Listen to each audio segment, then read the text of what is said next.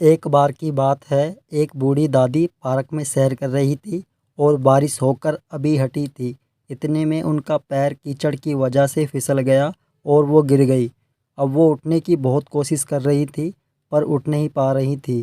फिर वो मदद के लिए आसपास देख रही थी। उन्हें एक लड़का बेंच पर बैठा हुआ दिखाई दिया।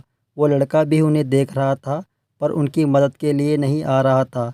इतने में उन दादी का बेटा आ गया और उनको उठाकर अपने साथ घर ले गया। घर पहुंचकर दादी ने अपने बेटे से कहा, बेटा आजकल के बच्चे बड़े बदतमीज़ हो गए हैं। मैं नीचे गिरी हुई पड़ी थी, सामने बेंच पर एक लड़का बैठा हुआ था। उसने मुझे गिरते हुए देख लिया पर वो मेरी मदद के लिए नहीं आ रहा था। उनके बेटे ने कहा, कोई बात नहीं माँ, हम किसी को क्या कह सकते हैं। मदद करना या ना करना दूसरे की मर्ज़ी होती है। दादी ने कहा, ठीक कह रहे हो बेटा।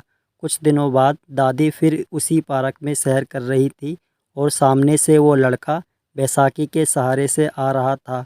ये देखकर दादी को अपनी गलती का एहसास हुआ और मन ही मन कहने लगी, मैंने इस लड़के के बारे में कितना गलत सोचा था। ये तो बेचारा अपाहिज है। दोस्तों, इस छोटी सी कहानी से हम ये सीखते हैं कि हमें बिना सोचे समझे दूसरों के बारे में कुछ कहना नहीं चाहिए। क्या पता वो किस मजबूरी में हो। अगर आपने इस कहानी से कुछ सीखा है और ये कहानी आपको अच्छी लगी है तो वीडियो को लाइक कर देना और चैनल को सब्सक्राइब। धन्यवाद।